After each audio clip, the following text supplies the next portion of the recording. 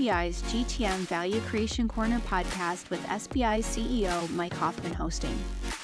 Each episode is an unscripted conversation between Mike and a GTM leader, expert, or practitioner about what's on the minds of executives, latest market trends, and SBI research and insights.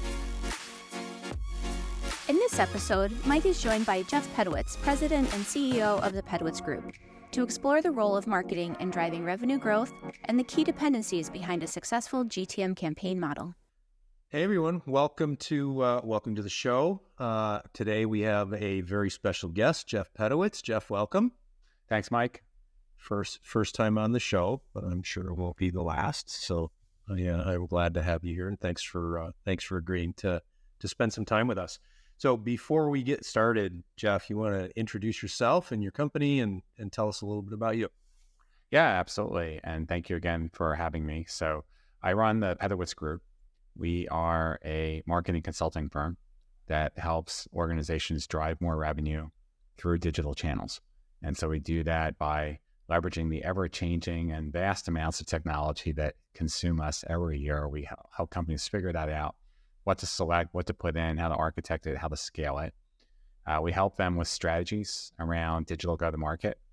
And then we are end-to-end from an execution standpoint. So we do full-on creative, brand, website, content, campaign design, and execution. So we're really a one-stop shop for companies that are trying to drive more revenue in a digital age. It's great. And we have I think we have done some work together as firms and in good coordination. So thank you for the introduction, Jeff. So I will, and those of you who have listened before, you will have heard this in the past.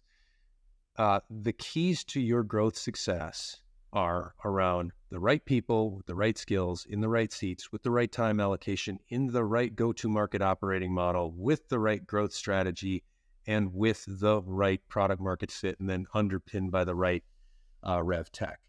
And I think most of today will probably spend on the right go-to-market operating model and really the alignment, the functional alignment between sales, marketing, customer success, all of those things that come together. But really leveraging Jeff's time and his expertise on marketing and the alignment with the other functions. So I think that's where we'll spend our time. There's a lot of people who write about this and a lot of people who have a point of view on this. You've got, you've sort of invented certain pieces of marketing. So you want to give your point of view on the alignment between marketing and the other functions when it comes to driving and optimizing growth. Yeah, absolutely. And before I do that, I would probably add, I probably agree wholeheartedly with what you just said, but I would also add in capital. I think having good capital structure, because even if you do have the right go-to-market model and everything's aligned from resources, if you are cash poor or you have an inefficient monetary model, then you're going to struggle to really execute and scale, even if everything else is there. And then, of course, I say that through years of experience, when I've had money, when I haven't had money, it's always better, when you have money. All that being said. And it's also timely. So that for those of you who might not be listening to the show at exactly the moment we've done this, right? Fed funds rates are like 5.5% right now. And that has created a challenge from a liquidity standpoint and from a capital standpoint for some companies out there. So good. It certainly has. And then, as they say, bankers only want to give you an umbrella when it's sunny. So you definitely want to take it though. Anyway, but yeah, for 20 years, we've been pretty much working with marketing to become a revenue driver. Even though if you looked up marketing and its definition, that's part of what marketing is supposed to do. But yet the sad truth of it is that a lot of marketing departments are still run as cost centers, still seen as arts and crafts. And over the years, marketing has made more and more investments in technology. And starting in about 2016, 2017, they started managing more technology budget than IT and many organizations. And here we are getting ready to go into 2024, and many marketing departments still cannot show how they're generating revenue and getting a positive ROI. But the resource is critical to get aligned. Sales and marketing should not be adversaries, and unfortunately, many times they are. And speaking as one that played a heavy role in the modern definition of the funnel and qualified leads and doing all those kinds of things, in retrospect, I realized while it was good to get marketing a seat at the table and accountability, the way that we went about implementing it created a divide, unintentionally so, between sales and marketing, because in marketing's quest to get credit for attribution, it created almost this set off, whose lead was it, whose opportunity was it, when really it should not matter. What should matter, it's the company's leads, the company wins. And so budgets really do need to be aligned. Metrics need to be aligned. Marketing does different things than sales, but they're all part of the same equation. So it's absolutely been imperative that resource structure is aligned. It's not just having the tools. It's taking the time to invest in the data that the tools run on, especially now in this, I don't know if we're going to call it enlightened age of AI. It's certainly we're going to go through a lot of change over the next few years, but AI in particular really, really has to run on good data. And you're not going to be able to get true good alignment outcomes from AI if your data is not there. This is okay. That's good. Now there are a few things I'm going to do follow up on this one. So number one, you had mentioned marketing as a cost center versus revenue generating function.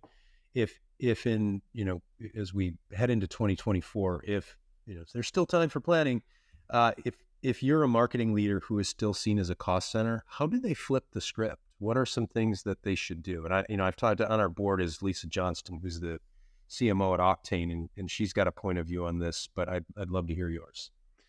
Yeah, I'd start by partnering with sales, understand what sales goals are for the coming year, the quarter, and sign up for the same number, and show the CEO and the CFO that you're willing to drive towards that number and be measured by that outcome. And it's not that you're looking for commission or quoted credit, but show how the things that you would invest in marketing support that number, and partner with the CRO or the VP of sales in order to do that. Versus, I'm not saying all the other things that marketing works on are not important. They are. Brand is important, customer experience is important, advisor relationships, product marketing. I mean, marketing does wear a number of hats. But when all is said and done, businesses do run on revenue and profit growth. So if nothing else, take some time and realign what you're trying to do for next year around that revenue growth as your number one driver. And if you can't find a way to support it with the things that you're doing, my recommendation would be to deprioritize that, because until you built up the credibility that you can truly support revenue, you're going to have a hard time getting the mind share and the traction and the budget and allocations in order to do all the things that you want to do. Okay. That's good. And how do we get around the whole, everybody wants to be able to show the actual attribution. And as more and more companies move to things like ABX models, and which is proven that there has to be multiple touches in order for you to be successful. How do you get to the point where, I think this was Harry Truman who said it's amazing how much gets done when nobody cares who gets credit for it. So how do you get around that, and how do you look at attribution from marketing versus the salesperson when you say, oh, no, I already knew that person from a while back? Attribution is the wrong term, and really it's fool's gold that you're chasing. Of course, in marketing, do you want to be able to measure all your different channels and understand what the marketing mix needs to be so that you can get the best use of your funds? Of course, that is important. But from a boardroom conversation, executive leadership conversation, how you do it versus what you do is not as important, right? So it really then is more focusing on the ROI of what you're doing. It's really the same coin of sales that has a quota and number. I mean, they know I put this many feet on the street, this many territories, this much quota. This is what I'm going to be able to get. This is how long it takes me to ramp up a rep. This is how I optimize my territory. So you got to be able to show that for every dollar that you invest in marketing, it's produced X dollars of revenue, period. How much revenue comes from net new? How much revenue comes from existing client growth? That's what you focus on. Focus on ROI. Inside the marketing walls, sure, but don't think of it as attribution so much as channel and tactic measurement, so that you're trying to understand where those dollars go. Got it. And when you're measuring, when you're thinking about deploying dollars toward marketing, and I know this is there's going to be some dependency on vertical and type of business, but what should companies be thinking about of revenue as? Should they be thinking about it as a percent of revenue? How should they think about how they should market or budget for marketing? Yeah, generally, yes. I mean, again, it will depend upon industries, and certainly B2C doesn't have that same problem because it is heavily marketing. You spend less in sales, versus B2B. But on average, I mean, again, it will vary by industry. You're going to see sales as a budget between 10 and 20% of revenue, and marketing. Now, if you're in services like you and I are, it could be as low as 1 to 2%. But then you can get into healthcare and technology, and it could be in the 12 to 14% range. I would say a workable average is probably in the 8 to 10% range. But again, there will be lots of different factors. How you go to market, if you go to market predominantly through indirect, your percentage of spend will be very different. Okay. And so I know just the way you kick this off, Jeff, has inspired a whole bunch of conversation.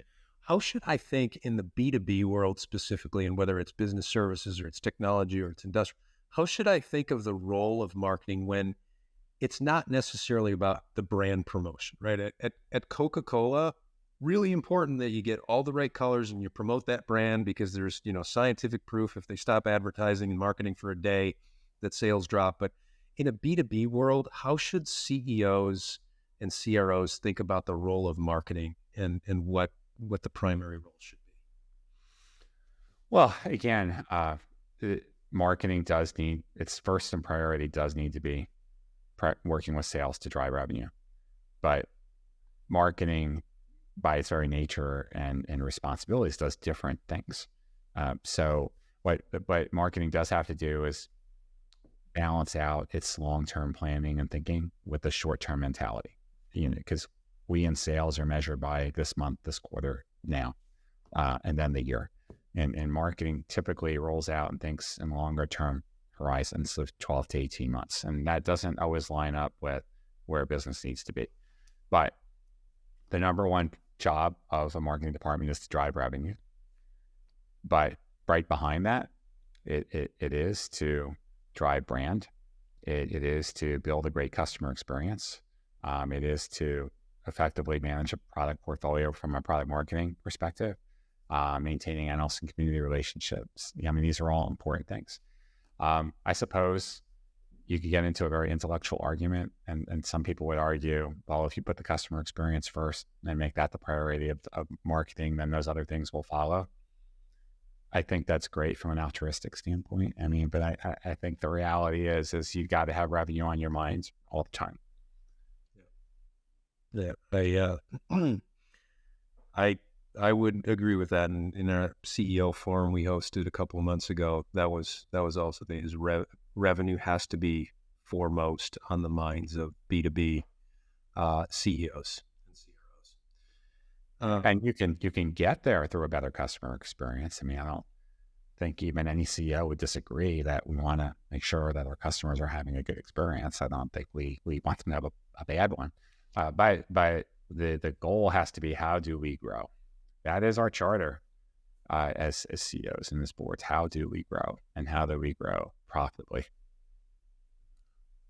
When you think about some of the dependencies, right, higher level dependencies, so in this whole thought about the right go-to-market operating model, what are some dependencies to being able to run effective campaigns and effective marketing? Broader dependencies. Well, I mean, I think first you have to know what your market is and where you want to play in that market. I mean, it's your classic, okay, who's our ideal customer profile? What data do we have? What kind of intelligence? What's our differentiator? How do we want to go to market? Are we going direct, indirect, both? All those play a factor. How much competition is in the market? The regions in which we're competing in, how much capital we have, to invest. Once you get past those, what I would consider table stakes kind of things, from there, it does get back to your opening supposition, which is, what kind of people do I have to be able to execute? And the people are more important than the tools. And unfortunately, a lot of people think that buying technology is the strategy. And that is also fool's gold. Yes, technology, there's a lot of it out there and it's powerful, but if you don't have good people making good decisions and strategizing and figuring out, then the technology is going to be a waste. So definitely people as critical dependency. Not how much content you have, but having good content that cuts through. And then from there, sure, having the right technology to help you scale is important, but just having technology to have it isn't going to get you anywhere. Got it. All right. So those are, that was helpful. And I think it's almost like you read my mind. I was thinking about these omnipresent dependencies for an effective operating model. So you talked about segmentation. Who's our ideal customer profile? What's the propensity to buy? Are they pointed in the right direction? Do we have the right market coverage? And then you hit the one that I didn't expect you to hit, which is talent, right? So for the audience, 3 omnipresent dependencies that you have are segmentation, market coverage, talent, right? And so, Jeff, without me, we did not talk about this beforehand. Both of us agree. Those are the ones that are the dependencies on your success of your entire go-to-market operating model. So here's a question when you step down from this. So first one is, how often do you encounter clients that don't have the right segmentation or market coverage before you get involved? Every day. Okay. Like even our best clients, this comes back to a data versus hubris. Every company thinks it knows its ICP and where their customers are. And then a quick scan of the CRM system usually invalidates it to a degree. I'm not saying that they're never not right in terms of, do they have customers that fit into that market? Sure. But we often discover that there are many other markets that they're serving, and that's both good and bad. Good, that it presents such an incredible opportunity that if they follow the data, they could get a much better yield on their investments in sales and marketing. Bad, if they've now spent all this time parading around their ideal ICP, but they're not actually harmonizing, so they're not getting a good return. They're not optimizing their products and services for that segment. They're not optimizing their go-to-market for that segment.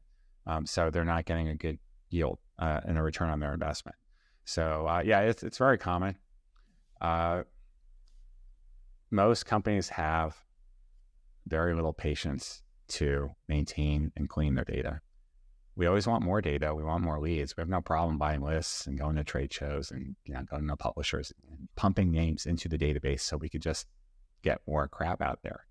Yeah. But the work to really keep that data clean, updated, segmented with personas, with intent data, with other third-party data, so that we could truly take advantage of that data and make better predictive decisions. We just don't have the collective patience for it. And AI, for all its promise, could give us a lot of powerful decision making, but only if I haven't seen AI yet that is smart enough to clean up your data first and then start making decisions, right? So it does require us to make that a priority.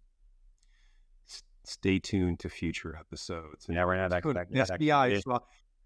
So I'm gonna pause for a moment and say, all right, before those of you who are clients of Jeff and his company, before you call him and you're upset, like, this is the case with everybody, and there's a reason for it. And it is because the world moves so fast and the market creates so much chaos that as soon as you're done writing your segmentation plan, it is out of date. And then at that moment, and this is what you're saying about data, and this is where AI will be part of the future.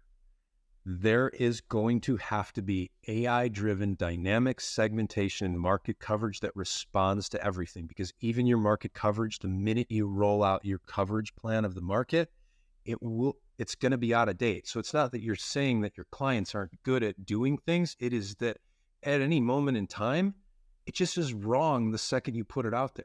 And that is something, and again, stay tuned. We're working on some of that with SBI because we've got a strong point of view on that. But it's the norm, right? People have a challenge with segmentation because even when you do it, you have to do it on a regular basis, and you have to have the ability to keep that data clean. And again, product market fit, it's all going to shift. So, there is some. You think when we were kids, right? I mean, watching something on television was pretty easy. There were 3 channels. There wasn't even Fox, right? It was just ABC, CBS, NBC. We were our parents' remote control, right? Maybe you had a TV guide to help you figure out what was on, but it wasn't that complicated. Today, of course, there's 15 or 20 different streaming services with tens of thousands of shows that we never in our lifetime even know they're out there, let alone have time to watch. And yet we're still overwhelmed by it. We just want to sit down with our family and watch something. And it takes an hour now just to find something that we could all agree on to watch, even with all the rating systems. Why do I mention that? Well, that's in entertainment, but the same thing's happening in business. Like, there are so many channels. Now I'm not don't spend a lot of time on TikTok and Instagram and some of these other channels, but I know my kids do, and I know the younger market does, and that's going to be the mainstay. So you add on all these social channels, all these various marketing channels. How does one, whether you're in sales or marketing, how do you possibly keep up without having intelligence behind you to figure out where your customers are, what they need, how they're responding to your messaging? Even if you have an army in your marketing team, you would not be able to keep up. There's just so much data that's being released daily now. And so we need to rely on AI to help us make better decisions, not to take over for us, but to do the heavy lifting, to kind of crunch through all these different sources of data and bring back morsels of truth that we can make better decisions on. And then maybe help us figure out what to watch. So, well, that has become a challenge. A funny story that goes along with that. My partner, she shows me 7 sofas and wants me to pick one. I'm like, I can't decide from 7. If you show me 2, I'll be able to tell you which one I like better.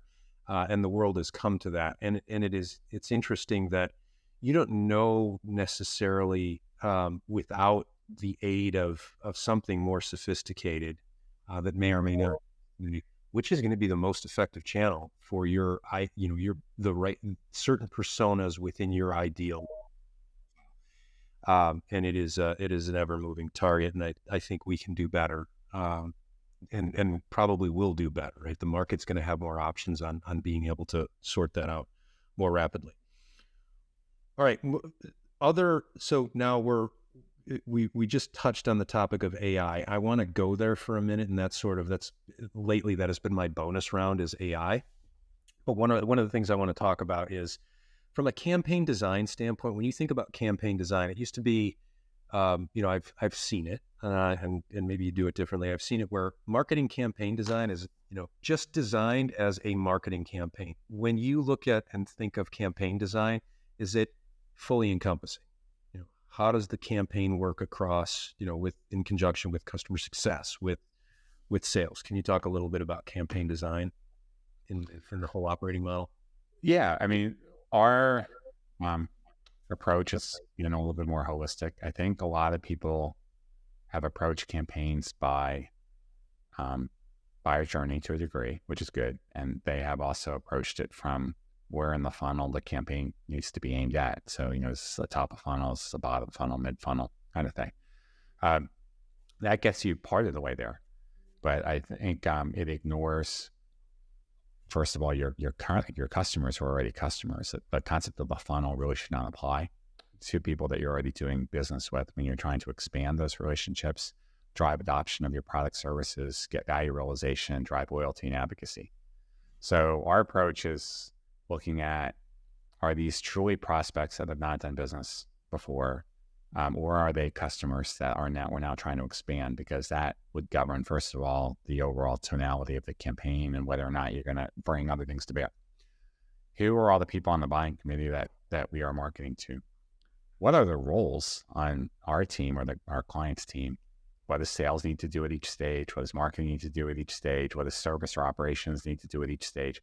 A lot of times those things get overlooked in a marketing campaign design because they're just focused predominantly on the message and the assets versus all the other roles and touch points that have to happen. Nothing really pisses off a salesperson more than when a client or prospect brings a campaign to them that they didn't know was out there, because marketing didn't let them know that there are campaigns out there, what the calendar is. It's really frustrating for a salesperson to be on your back foot. So it's really taking into account everything, whether the KPIs, where are the people, where are the data, what are the metrics, who's going to be doing what when, and then looking for the alignment. So if our customer is here or our prospect is here, what do we need to be doing there to get them comfortable to move them to the next step? So those are all the things that we use when we're looking at a campaign, in addition to the traditional things, the personas and where they are in their journey. Great. So it really, it kind of waterfalls down through all of those, what things you need to get right is, what's the growth lever that's being driven based on the growth strategy, down to, are we going after new logos or is it customer revenue? Who are the personas that we're going after? Who are the people that are involved? All of that's underpinned by these omnipresent dependencies of the right segmentation, coverage, and talent that's in place. And then you can design an appropriate campaign in your go-to-market operating model that runs across those different functions so that marketing, customer success, sales, everyone knows what their role is within that campaign. Yeah, and it takes a little bit longer, but your campaigns will perform much better. There's always the pressure is real, but the reaction to the pressure is the wrong move, meaning marketing believes that it always has to get campaigns out the door because there's this pressure to constantly bring in leads and get them over to sales. Well, that latter part is true, but the first part's not. Just getting a campaign or sending out an email because you have to get leads out, that doesn't mean that's the right decision. If you just took an extra beat, took a few extra days or a week, it's not like, I don't know about you, man, I'm not sitting there tapping my fingers at 9 a.m. with my coffee and wondering why I didn't get the latest newsletter or email in my inbox. I'm busy, I have things to do. So, less, oh my God, we got to get the webinar out. Oh my God, we got to get this thing out. Why? No one's waiting for it, expecting it. So, what we should be talking about is, the pressure to hit the number is real. That never goes away. But what's the right strategy? How do we execute in the best way? And let's take an extra moment and make sure that we can execute the very best campaign versus just sending out 3 campaigns that suck. Right. Okay, so I'm going to summarize that as this. Take the time to design effective campaigns. Don't be efficient just to get it out the door. Yeah, that would be a good, very brief summation of what I just said. I know it's a lot more complicated than that, but all right. So let's go. We're running up against time. Let's go to bonus round. AI is big topic. ChatGPT, everything else. We talked a little bit about the future and driving segmentation, AI-driven dynamic segmentation and market coverage. Where else today can people get leverage out of AI in the marketing side? Right now, with what's already out there, efficiency and content for sure. ChatGPT is a great product. We could talk more about the ethics and data and privacy aside, but if you're a good CEO, you should be able to see a 30% increase in productivity, efficiency across your team just using ChatGPT alone. And then you get into using platforms like Writer, Jasper, or ChatSonic. And there's a whole bunch of them out there from a content perspective. And marketing can really pick up efficiencies and improve its go-to-market around content and campaign creation. So those are right now the what's happening right now. And when Copilot starts to hit the broader market for Microsoft, and it's the enterprise customers have had it now since the beginning of November. I think probably early next year, the broader market will get it. If you did nothing else but used your Microsoft Office applications with AI embedded in it, next year you're going to be way ahead in terms of productivity. And then I think after we get through the efficiency and content efficacy, we'll start to move on towards the analytics, the predictive capabilities, next best action, and some of these other types of business model improvements. Okay. I'm thinking about the breadth of our audience right now. So Jeff, with that said, so here's what's going to happen. I'm going to have some CEOs that are listeners, and they're going to go, he just said 30% productivity increase through AI. And can you give some just a very specific example of where, that again, that at the CEO that isn't maybe, a marketing specialist will understand on how you leverage it? Well, on the sales side, proposal generation, email correspondence with prospects and customers, marketing, writing content, blogs, articles, email copy, infinitely faster. So you're going to be able to get a higher quality of content done faster, so you can get better campaigns out the door faster. So that then leads to more market coverage, more leads at a lower cost per output. So that's really what we're talking about. Okay. So is it a matter of saying, telling ChatGPT, hey, write me a note that will go to XYZ company about, our solution and how it impacts that? I mean, how does it, that's where I'm trying to get to, is the specifics of how. Yeah. I mean, well, take it even further. I mean, it's, especially with all the updates it's been making. I mean, you could now, if it's say you sell to any public company, you can say, hey, look, go pull this company's 10K. And you now know my company and what we do, analyze their last quarterly performance and come up with an approach email that I should send to X officer. Boom. Comes back. You are a CEO, you're getting ready to go into your next quarterly offsite. Now, normally you might ask somebody in your team, go run me a Porter's 5 Forces model, do some due diligence. Let's get some competitive G2 so that we can have a really good, well, you could go say, here's 10 of our competitors. Here are their websites. Build me a Porter's 5 Forces model, or, give me a SWOT analysis on what we should be doing with this particular product. Comes back. And so that's kind of stuff where, hey, you still got to look at what it tells you, talk it over with your team, still make decisions. But the time that you would have taken to build some pretty PowerPoint and had people take weeks and weeks, you could now get done in minutes. And so that's really another one of the many value adds. That's great. All right. Well, we're up against time, Jeff. This has been great. I appreciate it, and I know we will have you back. A lot of things that we're doing. Looking forward to it. Yeah, I'm looking forward to an exciting future for everyone. So, thank you, and thank you to our audience for attending, and we will see you next time. Thanks, Mike.